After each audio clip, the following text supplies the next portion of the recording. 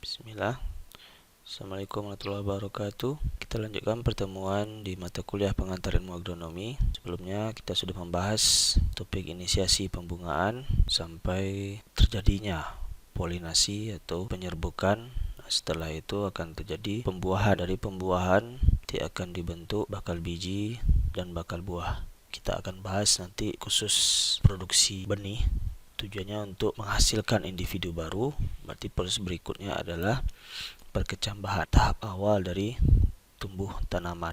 Pada tahap perkecambahan ini ada suatu kendala atau permasalahan yang dihadapi oleh benih yang disebut dengan dormansi, akan kita bicarakan. Tujuan dari materi ini yaitu saudara paham terkait proses perkecambahan dan kenapa terjadi dormansi pada benih. Apa upaya untuk mematahkan dormansi ini? Germination atau perkecambahan tampak pada gambar proses tumbuh kembangnya benih. Ini bisa terjadi karena benih tersebut diletakkan pada lingkungan yang ideal. Nah, kita sudah membahas bahwa beda antara biji dengan benih. Tidak semua biji itu bisa ditempatkan sebagai benih. Nah, setiap benih itu sudah berarti biji. Kenapa bisa seperti itu? Karena biji yang dijadikan sebagai benih, proses untuk menghasilkan benih terkait dengan waktu panennya, terkait dengan kondisi setelah pasca panennya. Nanti proses benih ini akan kita uraikan nanti dan dicontohkan tanaman kedelai ya, bagaimana menghasilkan benih. Setelah dihasilkan benih ini, nah kita tempatkan pada kondisi yang ideal. Benih itu kandungan airnya rendah. Diletakkan pada kondisi yang ideal berarti kelembabannya bagus, air ada. Nah, terjadi proses imbibisi. Nah, masuknya air ke dalam benih. Tadi kondisi benihnya kadar airnya rendah. Nah, masuk air, kemudian dia akan merubah komponen yang ada di dalam benih. Bahan kompleks yang ada pada endospermnya atau kotiledon menjadi bahan makanan sederhana yang bisa diambil oleh embrio ya untuk tumbuh kembangnya embrio, sehingga muncul dia ke permukaan seperti gambar ini. Tempat pada gambar ini adalah benih yang sudah mengarah ke tumbuh kembang.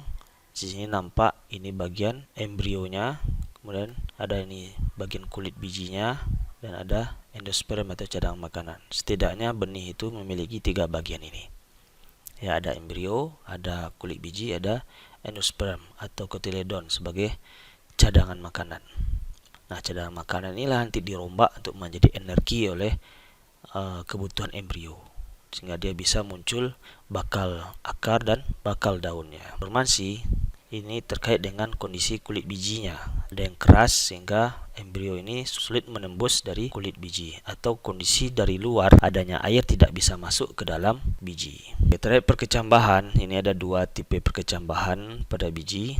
Ya, ada yang disebut dengan hipogeal, ada yang epigeal. Apa bedanya? Nah, epigeal ini contohnya pada tanaman buncis. Nah, sedangkan hipogeal ini pada kacang kapri. Kecambahan epigeal ini hipoketilnya mengangkat kotiledon dan pucuk tunasnya ke atas permukaan tanah. Kotiledon ini nanti tidak akan tumbuh kembang, nanti adalah daun pertama, kemudian lanjut ke daun trifoliatnya atau 3 daun. Nah, sedangkan tipe hipogeal itu hipokotilnya tetap meninggalkan kotiledonnya di dalam tanah, pucuk tunasnya yang muncul ke permukaan.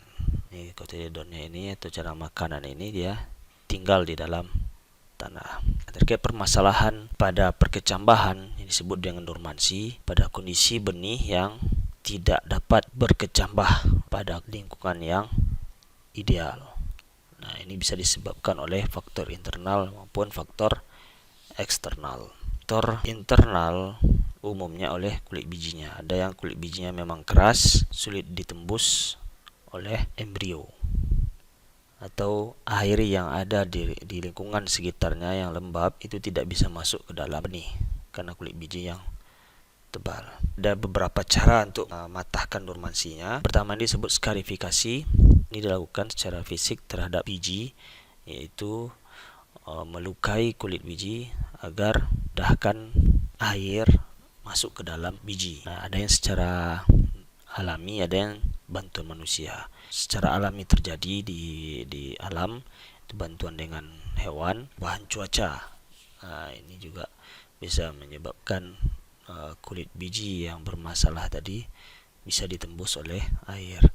Nah, sedangkan yang dilakukan manusia itu bisa dengan pemberian air panas. Perlakuan berikutnya disebut dengan stratifikasi. Nah, stratifikasi ini adalah pemberian suhu rendah, ya, suhu dingin kepada untuk memicu perkecambahan.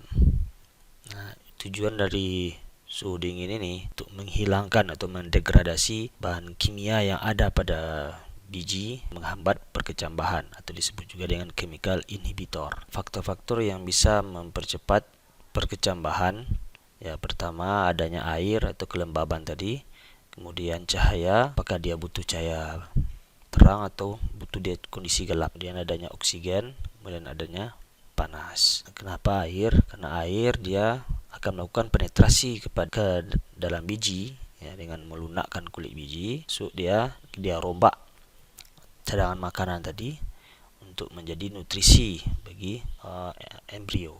Cadangan makanan tadi itu adalah bahan kompleks. Dengan adanya air dirombak menjadi bahan-bahan sederhana yang bisa diambil oleh embrio untuk tumbuh kembang. Kemudian yang ada cahaya atau tidak ada cahaya, dia bisa memicu atau menghambat perkecambahan. Maka harus dicek benih ini dia butuh yang mana, butuh cahaya atau butuh kondisi gelap. Dan begitu juga dengan oksigen. Oksigen ini dibutuhkan untuk respirasi dari embrio. Nah, suhu panas, sekarang ini ada teknologi itu diberikan matras yang ada panas, menghasilkan panas, memicu perkecambahan. Tadi dengan adanya air masuk ke dalam biji, kemudian diletakkan di matras ini, panas ini dia akan merangsang perkecambahan. Sekian dulu materi kita terkait perkecambahan. Kita lanjutkan lagi terkait produksi benih. Terima kasih perhatiannya. Assalamualaikum warahmatullahi wabarakatuh.